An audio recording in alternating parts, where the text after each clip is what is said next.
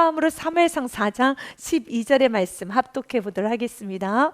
당일에 어떤 베냐민 사람이 진영에서 달려나와 자기의 옷을 찢고 자기의 머리에 티끌을 덮어쓰고 실로에 이르니라. 아멘. 사랑하는 여러분, 주님께서 기회를 주실 때, 회개할 수 있는 기회를 주실 때 옷을 찢고 마음을 찢고 죄를 뒤집어쓰고 주님께 나와 회개하여야 되는 것입니다.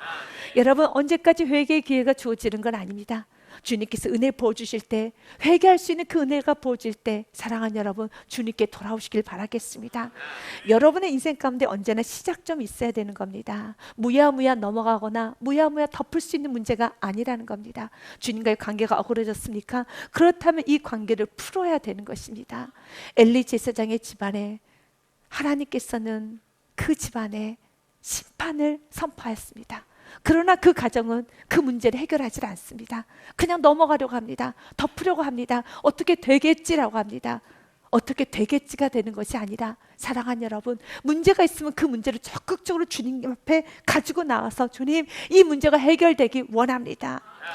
여러분, 요한 3서 1장 말씀 기억하십시오. 범사가 잘 되기 원한다라면, 영과 육간에 강건하게 원한다면 무엇이 잘 돼야 되겠습니까? 영혼이 잘 돼야 되는 겁니다. 세상의 사람들은 영혼에 관심이 없습니다. 영혼이 잘 안 돼도 괜찮습니다. 세상의 사람들은 세상의 사람들이기 때문에요.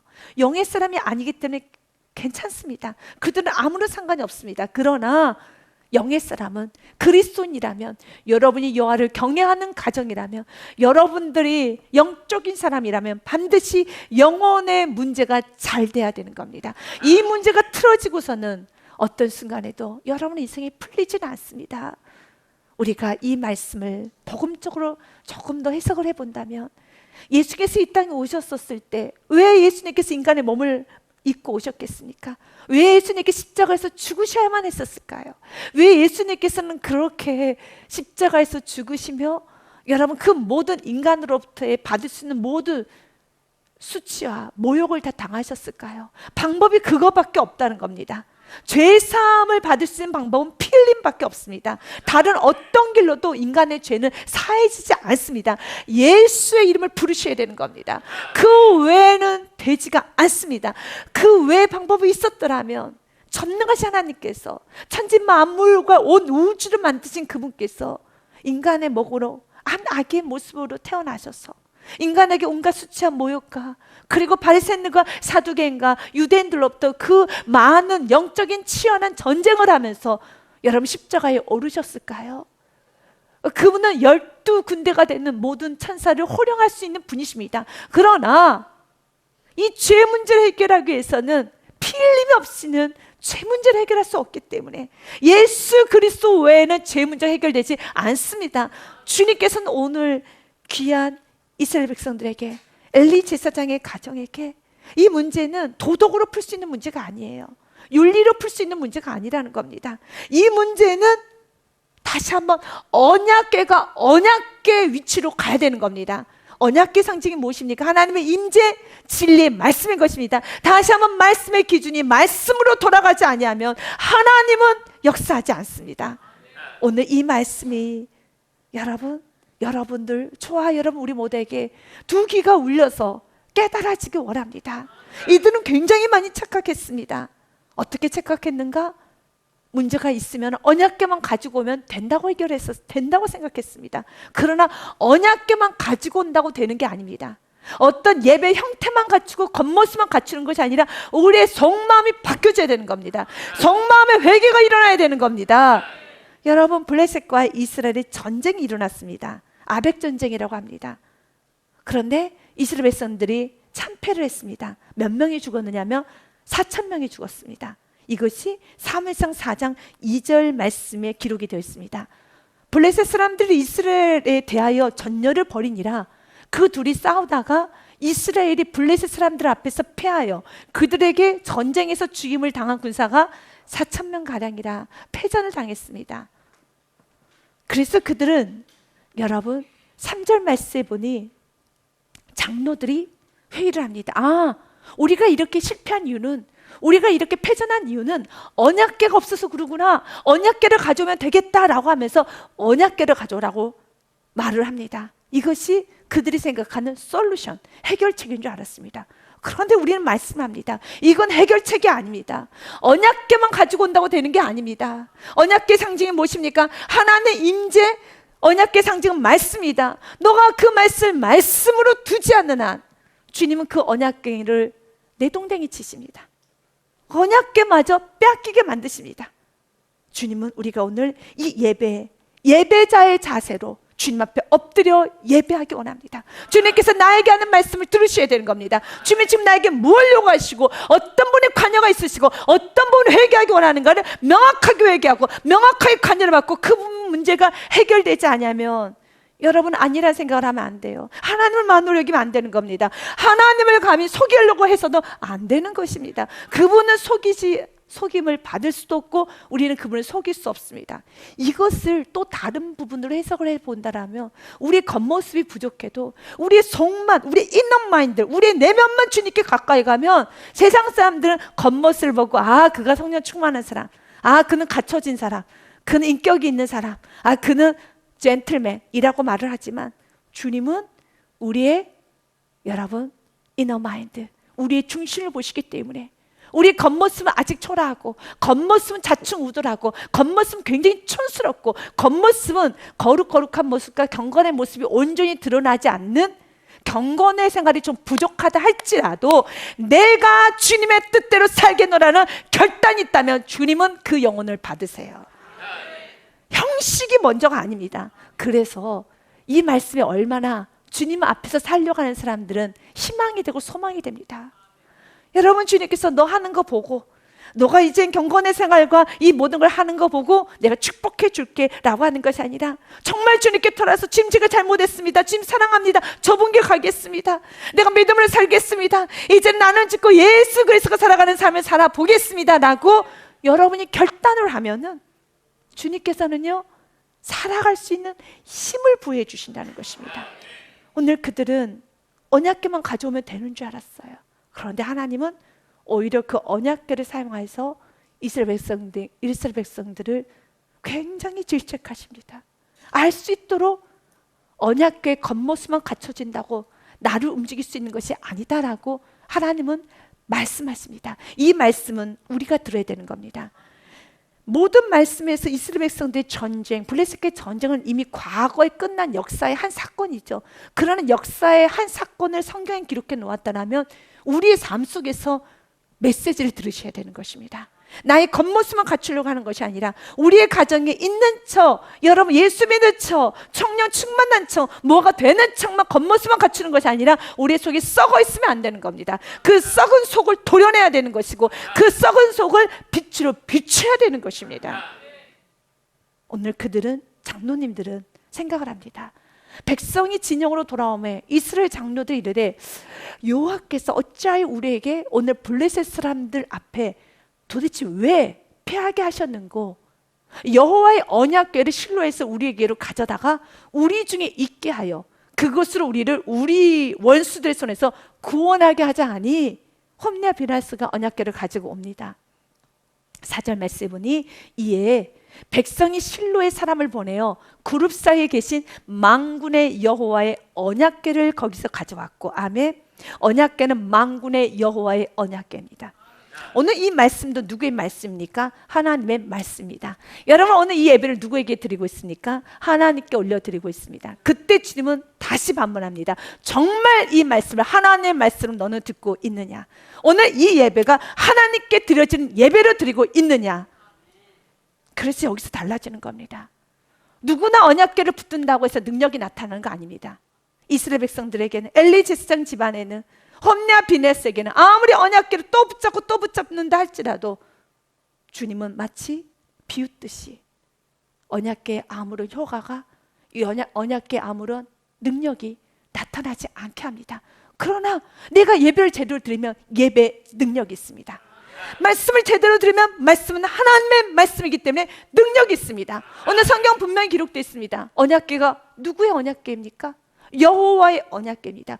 그런데 여호와의 언약궤를 붙잡고 나갔던 다윗은 승리했습니다. 가는 곳마다 승리했습니다. 그러나 동일하게 여호와의 언약궤를 붙잡았던 엘리는, 여호와의 언약궤를 붙잡았던 홈리와 비나스는, 여호와의 언약궤를 붙잡았던 이스라엘 백성들은 여러분 백전백패버렸습니다. 완전히 무너졌습니다. 다윗은 그렇지 않았습니다. 다윗은 절대 이길 수 없는 싸움도 여호와의 언약궤를 붙잡고 나갔었을 때 그는 이겼습니다. 여러분은 다윗의 길을 가야 될까요? 아니면 홈리와 비나스의 길을 가야 될까요? 이 이스라엘 백성들의 장로들의 길을 가야 될까요? 여기서의 차이가 무엇입니까? 언약궤가 색깔별로 다를까요? 언약궤가 다른 것입니까? 아니에요. 동일한 언약궤지만 누가 붙드냐에 따라서, 오늘 이 시간에도 마찬가지입니다. 동일하게 예배를 드립니다. 그러나 그 예배가 어떤 사람에게는 능력이 되는 사람이 있고 어떤 사람은 전혀 능력이 안 되고, 오히려 주님께서는 이 예배를 드리고 난 후에 얼마나 너가 예배를 만홀히 여겼는지를 만천하에 보여줄 수도 있다는 것입니다. 그러면 이 말씀이 무엇입니까? 주님은 우리에게 정직한 예배자가 되기 원합니다. 주님은 오늘 우리들에게 말을 합니다. 언약궤 가지고 가자. 그래 했더니 이스라엘 백성들이 언약궤가 들어오는 그 모습을 보면서 소리를 치기 시작합니다. 어떤 소리를 냈을까요? 이젠 승리야. 이제 끝났어. 이젠 대승이야. 대승리야. 라고 그들은 생각했죠. 여호와의 언약궤가 진영에 들어올 때 온 이스라엘이 큰 소리를 외치며 땅이 울린지라. 여러분, 여기서의 큰 소리가 우리 망했다, 우리 죽었다, 우리는 패전한다, 우리는 이 전쟁에서 우리는 완패당한다, 이런 소리를 크게 내었을까요? 아니에요. 이제 우리는 승리다. 이제 우리는 완벽한 승리다. 완벽한 승리다. 아멘. 다윗의 심령으로 붙잡으면 완벽한 승리입니다. 다윗의 심령으로 붙잡으면 완벽한 승리입니다. 그러나 교만한 심령으로 그 언약궤를 붙잡으면 주님은 드러나게 하십니다. 주님은 오늘 말합니다. 여호와의 언약궤가 나아갔는데 10절과 11절 말씀해 보니 블레셋 사람들이 쳤더니 이스라엘이 피하여 각기 장막으로 도망하였고 살육이 심히 커서 이스라엘 보병에 엎드려진 자가 3만입니다. 언약궤를 들고 나가지 않았었을 때는 몇 명이었습니까? 4,000명이었습니다. 7.5배, 8배 정도의 숫자가 더 많이, 마치 보란 듯이 아무리 예배를 드려도, 아무리 여호와의 언약궤를 붙잡고 있어도, 내가 아무리 언약궤를 붙잡고 또 붙잡고 내가 예배를 드리고 또 드려도 내 마음이 주님께 돌아오지 아니한다면 주님은 그 부분을 넘어가지 않습니다. 그래서 이스라엘 보병에 엎드린 자가 3만이고 11절 말씀 보니 하나님의 궤가 빼앗깁니다. 그리고 엘리의 두 아들 홈리와 비나스는 죽임을 당하였더라. 여러분, 하나님의 궤가 누구에게 빼앗겼겠습니까? 블레셋 사람들에게 빼앗겼습니다. 하나님의 궤를 붙잡으면, 다윗이 붙잡았었을 때는 가는 곳마다 승리였습니다. 그러나 교만한 자가 하나님의 말씀을 붙잡기 시작하면, 교만한 자가 하나님의 말씀을 가지고 장난치기 시작하면 하나님은 알 수 있도록 하나님의 궤가 어떤 궤인지 알게 하여 주십니다. 여러분, 하나님의 궤는 능력이 있습니다. 이걸 기억하셔야 돼요. 예배는 능력입니다. 말씀은 능력입니다. 그러나 누가 그 말씀 붙느냐에 따라서 그 능력이 나타나기도 하고, 오히려 그 말씀 붙잡았었을 때 그에게 화가 되기도 합니다. 너무 그 말씀이 무능해 보이죠. 너무 그 말씀의 예배가 무능해 보이죠. 정말 무능할까요? 여러분, 말씀이 무능하다 생각하십니까? 여러분, 예배가 힘이 없고 무능하다 생각하십니까? 여호와의 언약궤가 정말 무능하다고 생각하십니까? 아니에요. 사무엘상 5장의 말씀에 보면 기억하기 원합니다. 5장 말씀에 보니 그 언약궤를 빼앗아 가지고 갔어요. 어디다 놔뒀냐면 다곤신전. 다곤신전이라는 것은 블레셋 땅 안에 있는 수도 다콘이라는 신전이 있었습니다. 가장 중앙에 있는, 마치 이스라엘 백성들에게는 에루살렘이라는 성전이 있는 것처럼 블레셋이라는 나라에는 다콘의 신전이 가장 크고 가장 웅장한 신전입니다. 그것을 다곤 곁에 두었습니다. 어떻게 됐을까요? 정말 하나님 언약궤가 무능할까요? 예배가 무능할까요? 말씀이 무능할까요? 아닙니다. 이걸 기억하셔야 돼요. 여러분, 어떤 사단의 올무에 넘어가지 마십시오. 아니, 왜 저 사람은 저렇게 예배를 많이 드려도 변하지 않아? 그는 예배를 앉아만 있는 것이지 말씀 받아들이지 않으면 변화 안 돼요. 하나님은 변화시키지 않습니다. 하나님은 예서 외면하십니다. 그러나 어떤 사람은 그 말씀 붙잡았을 때 그 인생이 바뀌어 믿으시기 바라겠습니다. 왜 그렇습니까? 다곤 곁에 두었습니다. 그 언약궤가 무능합니까? 아닙니다. 3절, 4절, 5절 말씀에 보니 이 숫사람이 이튿날 일찍 일어나 본즉 다곤이 여호와 궤 앞에서 엎드려져서 그 얼굴이 땅에 닿았는지라. 아멘. 이스라엘 백성들에게는 그렇게 무능했던 그 언약궤가 무능한 거 아닙니다. 언약궤 붙잡고 나가면 전쟁 승리합니다. 여러분 말씀 한번 제대로 들으면 인생 변화됩니다. 여러분 예배 제대로 들으면 변화됩니다. 아멘. 오늘 성경은 이렇게 됐어요. 다곤이 여호와의 궤 앞에서 엎드려져 그 얼굴이 땅에 닿는지라. 이제 그들이 이거 왜 엎드려져서 기분이 나쁘잖아요. 우리가 믿고 있는 우리의 신이 우리가 이겨버린 이스라엘 백성들이 믿고 있는 그 신을 빼앗아 왔는데 그 신 앞에서 우리의 신이 엎드려서 코박고 있으면 얼마나 화가 나겠습니까? 그래서 일으켜 세웠어요. 이 다곤은 스스로 일어나지도 못하는 다곤인가 봐요. 사람이 일으켜 세웠어요. 그런데 4절에 그 이튿날 아침에 그들이 일찍 일어나 본즉 다곤이 여호와의 궤 앞에서 또다시 엎드려져 얼굴이 땅에 닿았고 그 머리와 두 손목은 끊어져 문지방에 있고 다곤의 몸뚱이만 남았더라라고 기록이 되어 있습니다. 여기서 여러분들에게 주고자 하는 메시지는 예배는 능력이라는 겁니다. 복음은 능력이라는 겁니다.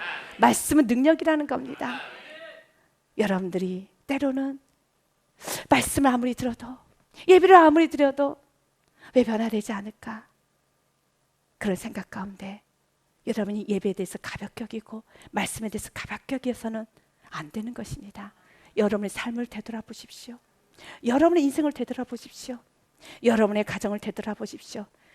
어떨 때 여러분 인생이 바뀌었는가? 정말 제대로 예배 드렸으면 바뀌었지요.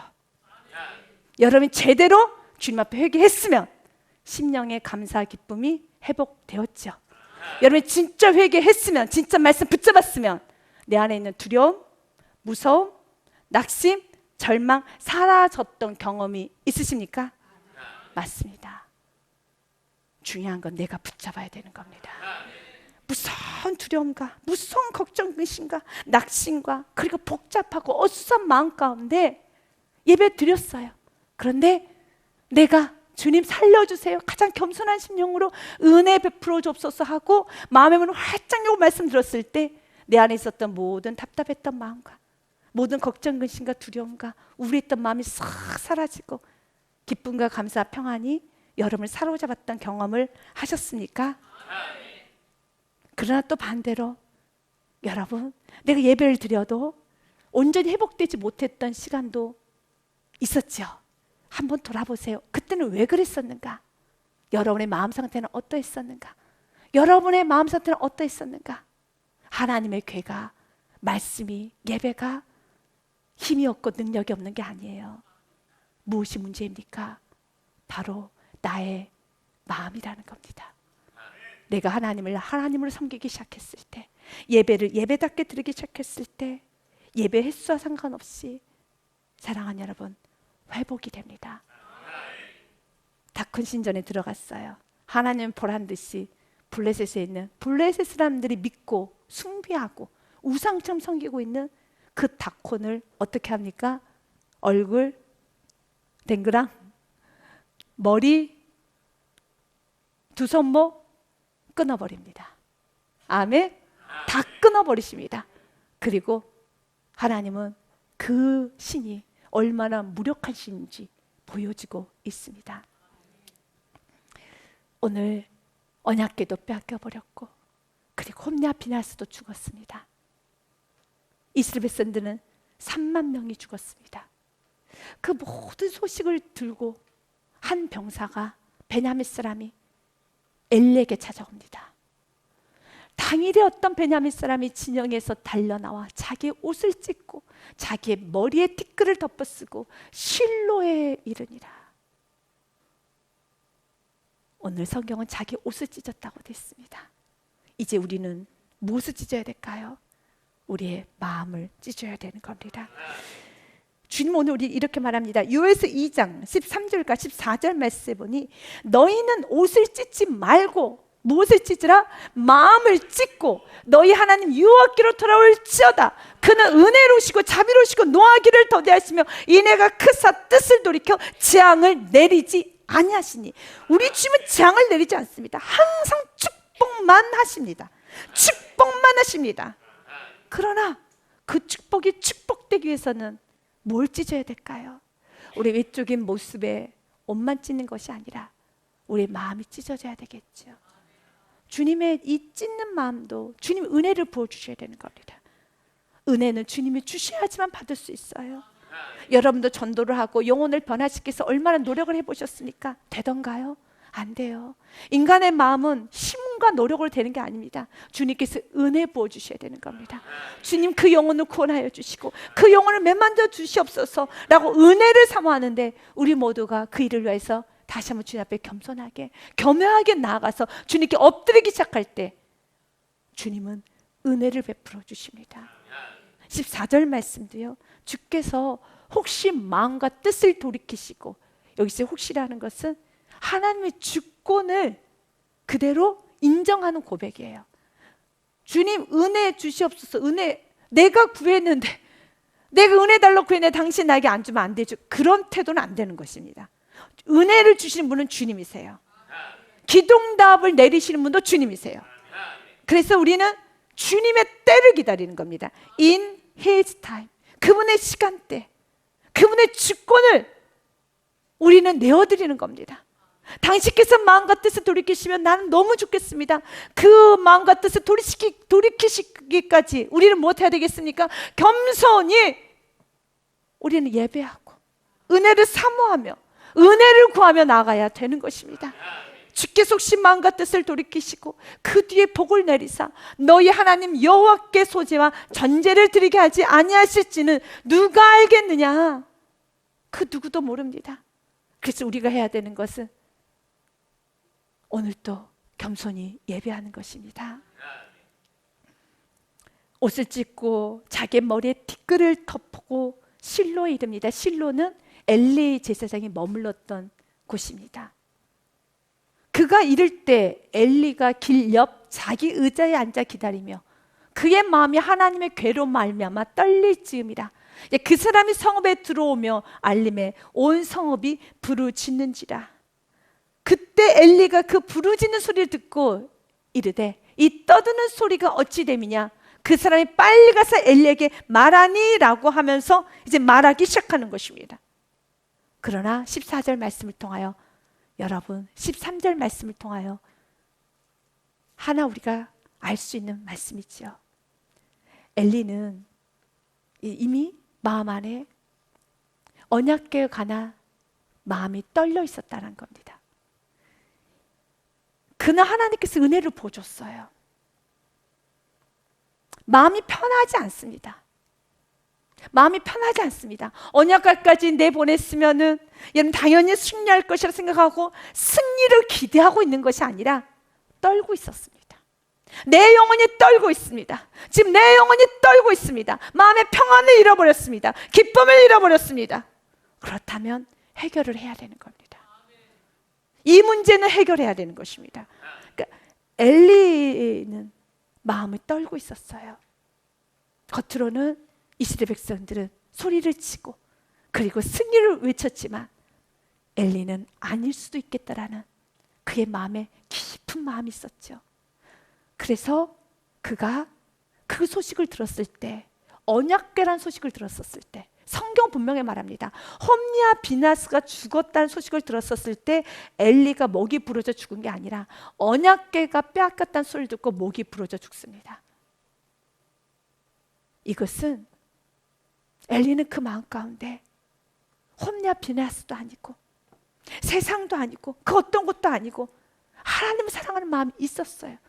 그러나 그는 평생 세상에 묶여 살았습니다. 그는 평생 정욕에 묶여 살았습니다. 그렇다면 정말로 그가 홈리와 비나스에 매여 있었더라면 홈리와 비나스가 죽었다는 소식을 듣고 그가 떨고 죽었더라라고 성경 기록되어 있어야 되지 않겠습니까? 그래서 성경 그렇게 기록되지 않아요. 18절 말씀에 하나님의 괴를 말할 때 엘리사가 자기 의자에서 뒤로 넘어져 문 곁에서 목이 부러져 죽었으니 무엇을 말했대요? 하나님의 괴. 그만큼 그의 마음에는 무엇이 있었습니까? 하나님의 괴가 있었어요. 말씀이 있었습니다. 하나님의 은혜가 있었습니다. 그만큼 하나님께서 그에게 관여하였다는 겁니다. 그만큼 하나님께서 엘리사에게 이렇게 살면 안 돼, 이렇게 살면 안 돼, 이제는 일어나서 죄를 떠나서 돌아왔어야 됐었습니다. 그러나 오지를 않았죠. 성경은 앉아있는 이 부분에 있어서 스트롱 포인트 좀 강하게 강조를 하고 있습니다. 하나님의 14절 말씀에 이렇게 되어 있습니다. 13절 말씀에 보니 그가 이를 때는 엘리가 길 옆 자기 의자에 앉아 기다리며 그의 마음이 하나님의 괴로 말미암아 떨리쯤이라. 의자에 앉아 기다립니다. 그리고 결국 그가 어디에서 죽습니까? 18절 말씀에 보면 어디에서 죽습니까? 또 의자에서 뒤로 넘어집니다. 맞아요. 이것을 성경은 애써 강조하고 있습니다. 어디서 앉아있고 어디서 죽는가를 일어나셔야 됩니다. 에베소서 말씀에 이렇게 되어 있습니다. 5장 12절 말씀에 그들이 은밀히 행하는 것도 말하기도 부끄러운 것들이라. 맞죠? 주님께서 우리의 말한 것들, 우리의 생각들, 우리가 하고 있는 모든 틀을 보신다면, 누군가 안다라면 너무 부끄러운 것들이겠죠. 주님께서는 그 모든 것을 책망으로 드러나게 해주십니다. 그러나 책망을 받는 모든 것은 빛으로 말미암아 드러나나니 드러나는 것마다 빛이니라. 그래서 자꾸 비춰야 되는 겁니다. 비춰야 되는 것입니다. 여러분, 말하기도 부끄러운 것들이 있습니까? 여러분의 썩은 부분이 있습니까? 도려내야 될 부분이 있습니까? 자꾸 비춰야 되는 겁니다. 비추지 않으면 안 되는 것입니다. 그리고 주님 우리에게 말합니다. 14절 말씀에 그러므로 이르시기를 잠자는 자여 깨어서 죽은 자들 가운데서 일어나라. 그리스도께서 너에게 못하리라 비추시리라. 아멘. 누가 비추십니까? 그리스도께서 비추십니다. 누가 비추십니까? 그리스도께서 비추십니다. 그렇다면 이미 엘리에게 사무엘이라는 어린 종을 통하여서 그리고 무명의 선자를 통하여서 하나님은 계속 비췄어요. 그렇다면 의자에서 일어났어야 됐었어요.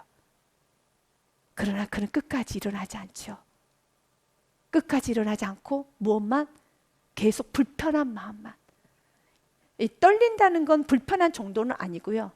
이걸 어떤 단어로 표현하는 것은 매우 힘듭니다. 이 떨린다는 건 매우 매우 불편하고 매우 매우 불안하고 두렵고 무섭고, 우리가 죄를 지면 도둑은 제발 저린다는 것이 있는 것처럼 그런 뉘앙스라는 겁니다. 계속 떨고 있어요. 말씀이 편하지가 않습니다.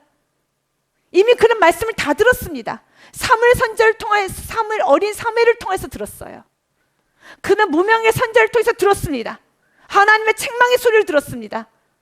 그럼에도 불구하고 그는 자기 의자에 앉아 기다려요. 그리고 어디서 죽습니까?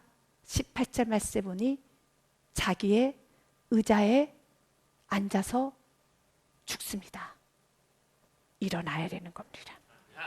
주님께서 빛을 비추실 때 일어나야 되는 겁니다. 매 순간순간 사단은 끊임없이 그 자리에 머물라고 합니다.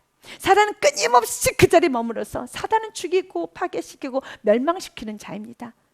사단을 쉽게 보면 안 돼요. 사단은 그냥 죽입니다. 파괴시킵니다. 그렇기 때문에 어떻게 해서든지 사단은 무너뜨리겠죠. 날마다 오늘 말씀을 통해서도 다시 빛을 붙잡고 또 일어나는 겁니다. 내 안에 불안과 두려움과 무서움과 내 안에 욕심과 화와 분노와 내 안에 세상적인 것 모든 것이 다 들어왔었을 때 그때 어떻게 해야 되겠습니까? 은혜를 구하는 마음으로 마음의 문을 열면은 예배가 능력이 됩니다. 오늘 말씀이 능력이 되어서 환하게 비춰주시고 자신도 모르는 기쁨과 감사와 환희를 쑥쑥 부어주시는 겁니다. 그러면 우리는 살 수 있어요. 마음이 천국이 돼야지 살 수 있는 것이지 마음이 떨고 있으면은 그 인생이 행복한 인생이 되겠습니까? 행복하지 않지요. 오늘 성경은 한 베냐민 사람이 모든 소식을 알리러 옵니다. 14절 말씀에 엘리가 그 부르짖는 소리를 듣고 이르되 이 떠드는 소리는 어찌 됨이냐. 그 사람이 빨리 가서 엘리에게 말하니 그때 엘리의 나이가 98세라.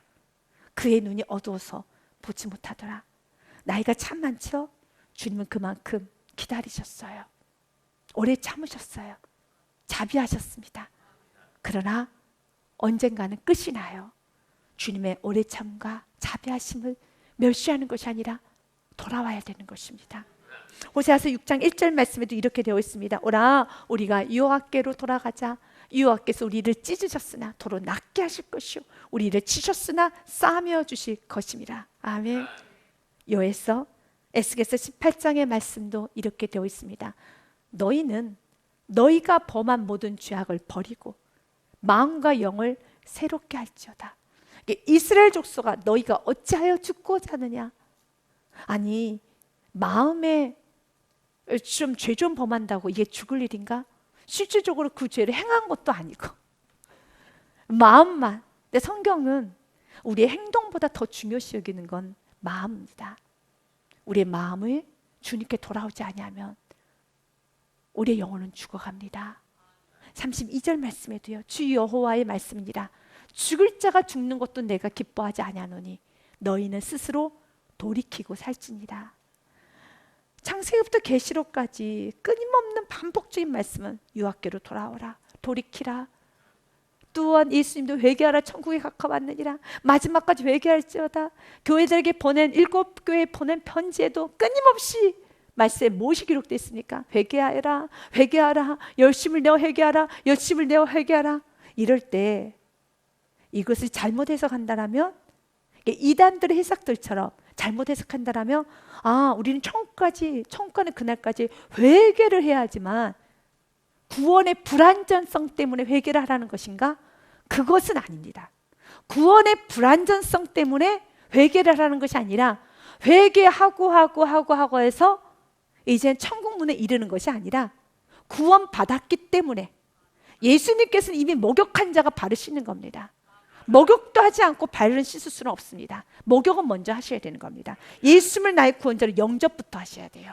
예수를 나의 구원자로 영접하십시오. 그리고 날마다 주님과 어그러진 길이 가고 있다라면 돌이켜야 되는 겁니다. 그 어그러진 가운데에서는 하나님 일하실 수가 없습니다. 우리의 영혼도, 우리의 육신도, 우리의 가정도 오늘 말씀처럼 이 이가봇은 엘리 가정으로 끝나는 게 아닙니다. 이가봇은 하나님의 영광이 떠나는 이가봇은 이스라엘에서 떠난 겁니다. 그의 자녀들에게 여러분 하나님의 영광이 떠났고 그의 후손과 이스라엘 전체가 떠나는 것입니다. 22절 말씀에 보니 하나님의 궤를 빼앗겼으므로 영광이 이스라엘에서 떠났다 하였더라 라고 되어 있습니다. 성경은 말합니다. 하나님의 궤가 빼앗겼을 때 영광이 어디에서요? 이스라엘에서 떠났습니다. 다시 붙잡아야 되는 것입니다. 그의 눈이 어두워서 보지 못하더라. 육신의 눈은 어두워질 수 있지만 영의 눈은 활짝 열어야 되는 겁니다. 물론 딴 육신의 눈도 활짝 여셔서 모세와 같은 축복을 받으시기 바랍니다. 신명기서 말씀에 보면 이렇게 되어 있지요. 여러분들이 이제 좀 원로 목사님이나 이제 목사님들 위해서 기도할 때 좀 나이가 드신 지긋한 목사님을 위해서 원로 목사님을 위해서 기도할 때 항상 이런 기도를 하더라고요. 우리 목사님께서 모세와 같이 눈이 흐리지 아니하고 기력이 쇠하지 아니하였더라. 아멘. 그런데 꼭 나이만 들어서 눈이 쇠하지 않는 게 아니라 요즘은 젊은 사람들 눈이 더 나쁘시더라고요. 젊은 사람들이요, 기도하십시오. 기도하십시오. 같이 읽겠습니다. 시작. 모세가 죽을 때 나이 120세였으나 그의 눈이 흐리지 아니하였고 기력이 쇠하지 아니하였더라. 아멘. 요즘은 나이 드신 분도 기력이 쇠하는 부분도 있지만 젊으신 분들도 기력이 쇠서 기가 다 빠져가지고 여러분 위청 다니신 분들이 있는데 여러분 신명기 34장 7절 말씀은 여러분 자신을 위해서도 기도를 해야 되겠습니다. 사랑하는 여러분, 오늘 성경 이렇게 말합니다. 엘리는 그의 나이가 98세 그리고 그의 눈은 점점 어두워져 가고 있다고 성경은 말하고 있습니다. 16절 말씀에 보니 이렇게 되어 있습니다. 16절의 말씀을 제가 읽겠습니다. 그 사람이 엘리에게 말하되 나는 진중에서 나온 자라 내가 오늘 진중에서 도망하여 왔나이다. 엘리가 이르되 내 아들아 일이 어떻게 되었느냐? 불안해서 두려워서 묻습니다. 믿음으로 묻는 말 아닙니다. 여러분 이 부분에서 동감하십니까? 지금 믿음과 기대와 확신과 기쁨과 와 승리다라고 믿음으로 묻는 거 아닙니다. 이미 엘리는 알고 있습니다. 두려워하고 있습니다. 무서워하고 있습니다. 그래서 어떤 좋지 않는 소식이 들 때 덜컥하는 마음이 든다라면 돌이켜야 되는 것이죠. 지금 이 질문에는 믿음의 질문이 아닙니다. 기대의 질문, 기쁨의 질문이 아닙니다. 그는 지금 불안한 질문입니다. 불안한 그대로 그가 예상했던 결과를 그대로 맞아들이는 거예요. 변하지 않습니다. 공부를 열심히 안 한 친구가 시험을 봤어요. 그리고 성적 답안지를 기다리고 있습니다. 등수를 기다리고 있습니다. 그는 어떤 마음을 기다리고 있을까요? 두려운 마음을 기다리고 있으면서도 한편으로는 설마, 한편으로는 그래도 좀 유행이 있지 않을까 바라지만 언제나 우리 인생에는 유행이 없어요. 여전히 꼴등이에요. 여전히 내가 공부 안 했으면 여전히 20점이에요. 빵점이에요. 유행 바라지 마세요. 여러분, 여러분이 지금 그 마음 가운데 불안한 마음의 결과는 언제든지 찾아옵니다. 여러분 열심히 카드를 쓰셨습니까? 카드값은 아주 정직하게 날라와요. 그래서 갈라디아서 말씀은 이렇게 말합니다. 하나님을 함부로 여기지 말아라. 나는 말씀과 함께 스스로 속이지 말라. 하나님은 업신여김을 받지 아니하시나니 사람이 무엇을 심든지 그대로 거두리라. 8절 말씀에 자기 육체를 위하여 심는 자는 육체로부터 썩어질 걸 거두고 성령을 위하여 심는 자는 성령부터 영생을 거두리라. 그래서 회개가 축복인 것입니다. 그래서 주님 앞에 엎드리는 게 축복인 것입니다. 육신을 심었더라면 회개하고 주님께 용서를 구하셔야 되는 겁니다. 돌이키셔야 되는 것입니다. 엘리는 너무 불안한 상태에서 묻습니다. 일이 어떻게 됐느냐? 그가 마음 가운데 불안하고 그 결과를 예측했던 그 결과 그대로입니다. 소식을 전하는 자가 대답하여 이르되 이스라엘이 블레셋 사람들 앞에서 도망하였고 백성 중에는 큰 살육이 있었고 당신의 두 아들 홈냐 비나스도 죽임을 당하였고 하나님의 괴는 빼앗겼나이다. 그런데 그가 18절에 하나님의 괴를 말할 때 엘리가 자기 의자에서 뒤로 넘어져 문 곁에서 목이 부러져 죽었으니 나이가 많고 비대한 까닭이라. 그가 이스라엘 사사가 된 지 40년이었더라. 그의 마지막은 너무 처참하게, 그의 마지막은 너무 아름답지 않게 인생이 끝납니다. 사랑하는 여러분, 올해 인생의 마무리가 좋아야 되겠습니다. 그때 한 여인 며느리가 나옵니다. 그의 며느리인 비나스의 아내가 임신하여 해산 때가 가까웠더니 하나님의 괴를 빼앗긴 것과 그의 시아버지와 남편이 죽은 소식을 듣고 갑자기 아파서 몸을 굽히려 해서 아들을 낳아요. 여러분, 아들을 낳으면 축복이에요. 여러분, 자녀가 태어났다는 건 기쁨이고 환이고 잔치를 열어야 되는 겁니다. 그런데 잔치를 열 수 없습니다. 죽어갈 때 곁에 서 있던 여인들이 그에게 이르되 두려워하지 말라. 기쁜 소식이 일어났어. 시아버지는 돌아가셨지만 남편은 죽었지만 그러나 이거 봐, 자녀가 태어났어. 기쁜 소식 너무 두려워하지 마. 살 수 있어 라고 말합니다. 내가 아들을 낳았다 하되 그가 대답하지도 아니하고 간념하지도 아니하고 이르기를 영광이 이스라엘에서 떠났다고 아이의 이름을 이가봇은 하나님의 영광이 없다라는 뜻입니다. 이가봇이라 했으니 하나님의 괴가 빼앗겼고 그의 시아버지와 남편이 죽었기 때문이다 라고 말합니다. 맞습니다. 아무리 좋은 일, 잔치를 치러야 되는 일, 여러분 아기가 태어나는 건 출산일은 잔칫날입니다. 결혼식은 잔칫날입니다. 여러분 또한 인생의 결혼식, 여러분 또한 아기가 태어나는 거, 사업이 개업을 하고, 여러분 그런 큰 좋은 소식들이 있지 않습니까? 정말 그 모든 그 아기가 태어나는 그 축하 잔치의 날이 정말로 축하로 남겨 난다면 하나님의 영광이 있어야 되는 겁니다. 언약궤가 떠나버리면, 말씀이 떠나버리면, 말씀이 사라지는 가정에는 어떤 좋은 일도, 축하를 해야 되는 모든 축하도 축하로 남지 못합니다. 축하가 축하되지 않습니다. 그러면 이 말씀을 우리가 다시 한번 붙잡아 본다라면 죽음도, 우리가 여러 가지 실패해서 꼭 해야 되는 일도 말씀만 붙잡으면, 꼭 해야 되는 상황도 말씀만 붙잡으면 축하잔치가 열어지면 믿으시길 바라겠습니다. 이게 복음입니다. 그러나 마땅히 축하하고 선물을 줘야 되는 아기가 태어나고 결혼식이 있고 여러분 축하연이 있고 그리고 개업을 하는 아주 크게 근사하게 하는 것도 하나님의 영광 말씀이 떠나가 버리면 축하가 되지 않습니다. 그러나 꼭 해야 되는 일도 하나님의 말씀을 붙잡으면 반드시 역전이 됩니다. 여러분 삶의 날마다 이 복음을 붙잡을 수 있는 예수 그리스도를 붙잡을 수 있는 은혜가 여러분 삶에 충만하시기를 주님의 이름으로 축복드립니다. 알고 묘한 그 말씀 생명의 말씀은 귀한 그 말씀 진실로 생명의 말씀이 나의 길과 믿음 밝히 보여주니 아름답고 귀한 말씀 생명샘이로다. 아름답고 귀한 말씀 생명샘이로다.